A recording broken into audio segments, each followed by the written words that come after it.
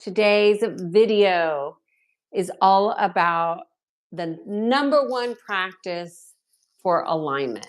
So, when I have clients that come to me, if people have ideas and beliefs and they're attached to those do not help you align to your inner core. So, my suggestion is that people develop a practice of connecting with their heart and their relationship to God, creator, or source energy. You don't ever want to say the universe. So you want to develop an inner relationship, a direct relationship to God, source energy, creator. And the reason is that this is a universal truth. This isn't about a church. This isn't about a belief system. This is about a universal truth of creation. Okay. And so when you develop a personal relationship with that inner connection of what we are all made of, that creates your inner strength. When that relationship is strong, it becomes harder to penetrate your energy field. When I talk to people who have, and I'm just going to say, they have infiltration, they have entity attachments, they have dark forces attachments, they have negative thinking, they have belief systems that are false and misleading and bring them astray. This is not my belief. Any belief that you are attached to that brings you further away from your relationship inside that you have with creator energy is a belief that needs to be discarded, pulled out, challenged, disrupted. So that would be any thoughts that you might have of hate, of guilt, of shame, of discord, anything that goes against the natural laws of the universe, of God.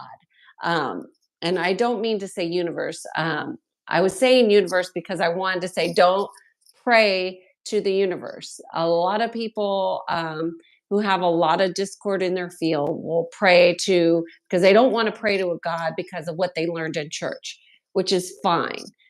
But don't pray to the universe, because when you are praying or asking to the universe to come in and help you, what you're bringing forth is confusion and a hot mess of energies that will come towards you, because there are energies that, the universe is holding dark and light always. So if you're going to call forward something to help you, you want to go straight to the source, literally source energy, creator energy, God, whatever language you want to use, but it must be one of those three. If it doesn't have to be one of those three, actually. It could be Allah. It could be anything that you think of as God-esque energy, because there are different names for God out there. That's why I'm trying to hesitate to even say a name, because there's no wrong name.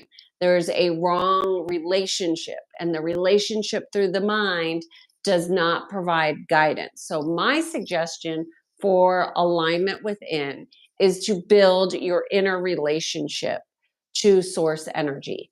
And you do that through your connection to your heart and checking in to make sure you're in connection to your heart and source energy. How do you do that? You do that through putting reminders on your phone, maybe 5 to 10 times a day, maybe every hour, whatever you need. It depends what your challenges are. People who are highly anxious should always be in connection to source energy. The more you can build that relationship, the more your anxiety is going to go away. Anxiety is a function of lack of direction. ultimately. So, establishing practices that help you to align within is really what you want to do. All of alignment is going to come back to an established practice. And there are many practices that will align you to the law of one or the natural laws. There are many, many practices, but all of the practices and all the videos that I've given you are practices, things that you can practice. It's all those things that you take and you practice on a regular. You pick a couple and you master them, and then once you've mastered one, you go to the next one. Don't move on to the next one until one is mastered. But the one that is most important to master is your inner relationship and connection to source energy and to God. So, however you pray, you want to pray to those things that bring that direct relationship in. Consider it like picking up a phone. Even your higher self. If you don't have a connection with your higher self, that's a great place to start. You call forth your higher self in alignment with your heart to work with you throughout the day is a good first practice. And then you check in with yourself. Am I connecting with my higher self? Your higher self is always going to give you inner wisdom. And what you'll notice is that your intuition will start to rise, your inner guidance, those little whispers that you hear, like, oh, turn right here instead of going straight. Those little guidances will start to pop up more and more and more as you become aligned within. Um, the dangers and the ramifications of not having an inner connection, well, we already know depression, anxiety, problems with sleep, um, conflict within your personal relationships. What happens when you don't have an inner relationship is that there is a slow descending into drama and chaos. And you might think, well, I don't have drama, but I'm around a bunch of people who do have drama. That is the same, because when you are infiltrated, you're going to be infiltrated with the dramas and the chaos. And so you want to mitigate that by creating your own strong inner guidance. And what that will do eventually is it's going to slowly, you're not going to resonate with those things that you've been attached to. So there's one other thing that I want to say that I think is really important when you've developed a nice, strong inner guidance is that you won't be as concerned with what people think about you. And this is a big one. A lot of people are going with the flow of what other people think because they don't want to disrupt it. They don't want to disrupt the relationship. They don't want to disrupt the flow. They want everybody to just be happy. You know what? Nobody's going to be happy, especially you, when you lie to appease others. So, being afraid to go against what other people think is going to compromise your inner congruence, because when you are going along with it and not speaking your truth and shoving it down or biting your tongue, that is one of my clients said the other day. It was, what did they say? They said something about suffering in silence. And that suffering and silence dwindles your inner connection, because when you are fully connected to source energy, creator, God energy, when you've developed that relationship within, there is no suffering in silence. There's no suffering because you have that inner connection and you are unwilling to compromise your inner connection for what people might think. And I just want to put into perspective, because people think about what other people think a lot. I'm not one of them. I've never really cared what people thought. I mean, I want people to like me just like you want people to like you, but I'm not invested in people liking me. I'm invested in consciousness.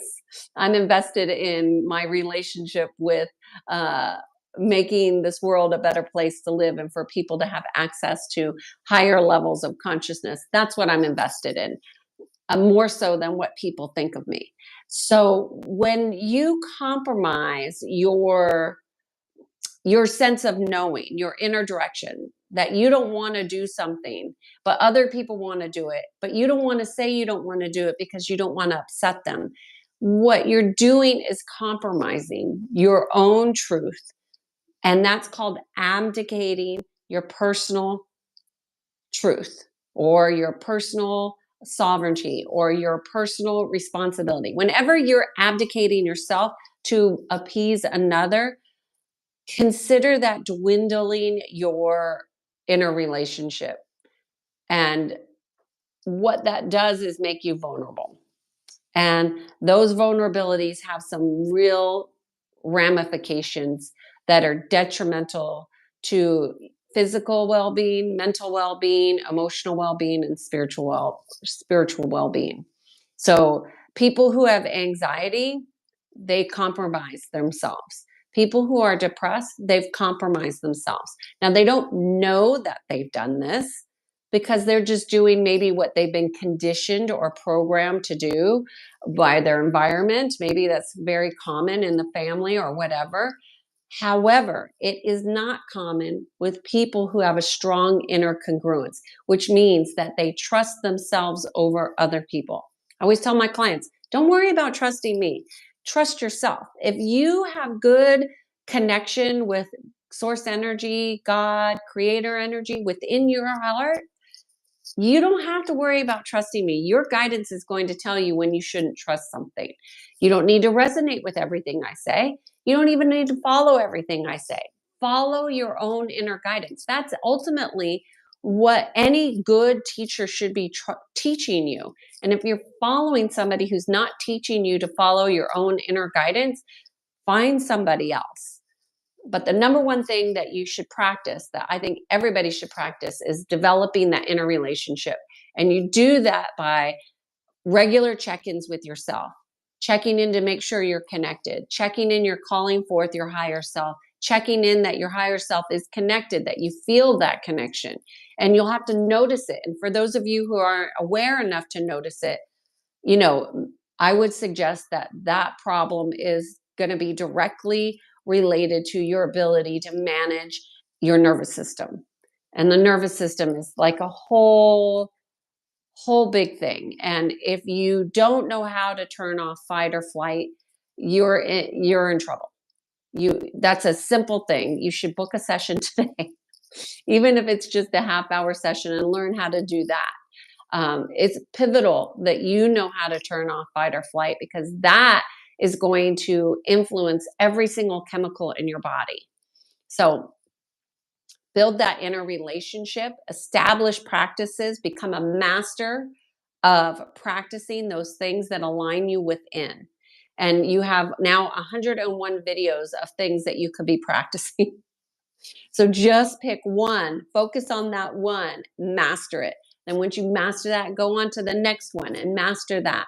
There's so many different practices that I've given you all. But mastery is, nobody else could do it for you. You're the only one that can master these things for yourself. You can meditate for an hour, 2 hours, 3 hours a day. You still have to go live. And if you don't have access to that inner knowing, that inner connection immediately, then the meditations don't matter. You have to have a practice. So, hope you found this helpful. My name is Kiana Sage, and I guide people to peace. Have a great day.